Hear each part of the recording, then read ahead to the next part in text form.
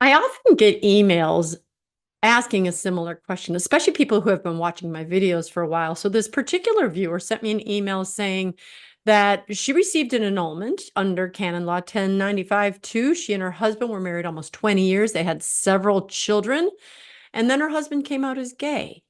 So they divorced, they annulled, she married someone else. She was asking me, I feel guilty because now that I watch your videos, I realized my marriage was valid. I should have stayed married. I talked to another woman, similar situation, except her husband didn't leave her for a man, he left for a woman. And so she said, we were married more than 20 years. I got that marriage divorced, then annulled, then I married a second man in the church.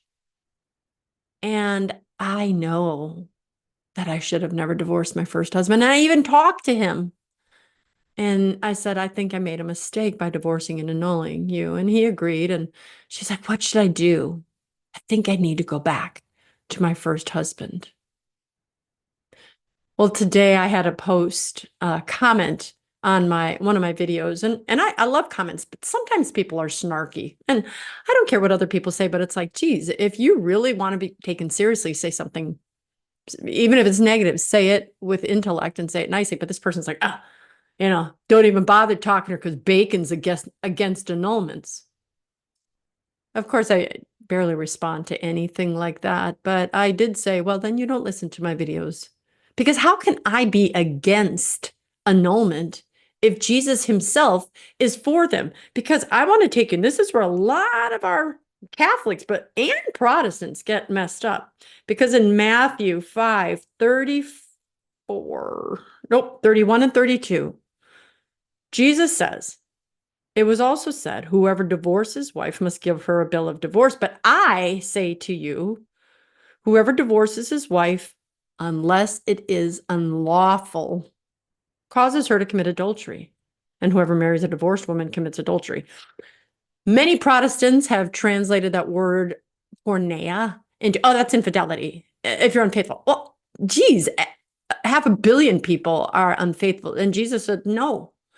This in the gospel is actually Jesus teaching on annulment. He said, unless that marriage was unlawful, unless that marriage was illicit, unless basically saying it was never a marriage in the first place. In those cases where it's not a marriage in the first place, absolutely divorce in the natural law, the civil law, get out because you are living in a legalized state of adultery. That is the Catholic Church's teaching on annulment. I support that. What I have a problem with are annulments being passed out when they shouldn't be. Now, that being said, because thousands of annulments have been given out that 100 years ago wouldn't have been given out. But see, I don't make myself God. And this is what you have to discern. I'll get back to these two women that asked me these questions. Is that we are no higher than the priest, and we're certainly no higher than God. So we have to figure out, how do we make these decisions? Do you listen to a girl who's got a podcast? You can listen to me for information, but ultimately, your authority is Holy Mother Church. And if Holy Mother Church granted you an annulment, even if 100 years ago they wouldn't have, that annulment is valid. So in these cases where this woman whose husband came out as gay, sure, if she had never filed for an annulment, I would have said, don't. Unless you didn't meet the first criteria of I made this vow. There were no impediments. There were no impediments to me doing it, and I made this vow willingly. Then you were validly married. However, in both of these cases, specifically the second one who said, oh my gosh, I know I shouldn't have divorced my first husband. I'm married to the second man, and I need to, go back to my first husband. I said to her, I will never advise you to go against the church. Father Chris Alar once did a talk, and he said, I talked to some man, and the man was like, I know the Lord wanted me to priest. He always called me to be a priest, and I ignored it and I pushed it away and I didn't listen and I got married. And now they've been married 10 years. They have 3 kids. And he says, I need to go to that vocation. And Father Chris said, whoa, whoa, hold on. Yes, let's assume that you're correct. And God did, in fact, want you to be a priest. When you chose marriage, God is going to honor your free will. That is one of 3 vocations: singleness, marriage, priesthood. You chose the vocation of marriage.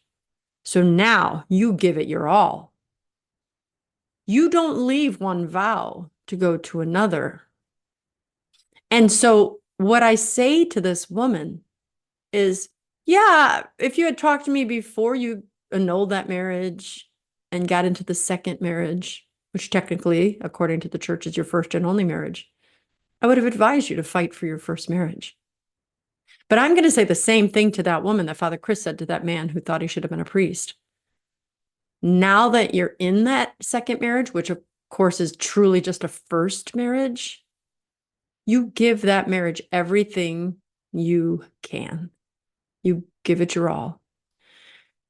And if you know in your heart that you want to redeem what happened in the past, you leave that up to God. You give God your heart. You say, look, I have children with what the world thinks was my first husband. I don't have any children with the man that I'm currently married to. I said, if God wills for you to be with your first husband, your covenant spouse, then he will make a way. But until and unless, you must be obedient to your vows, make the best of it you can, and consider it a lesson learned, and you use your wisdom to guide others. So I hope this helps.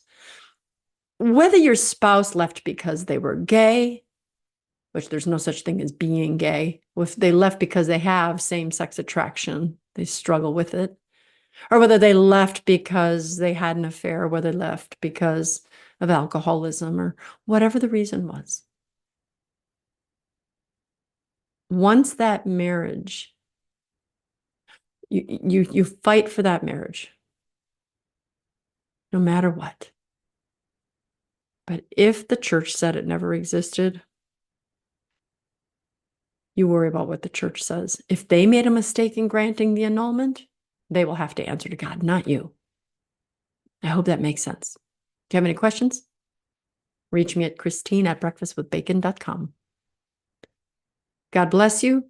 Thanks for watching Breakfast with Bacon. And as always, I want to remind you to live your life sunny side up.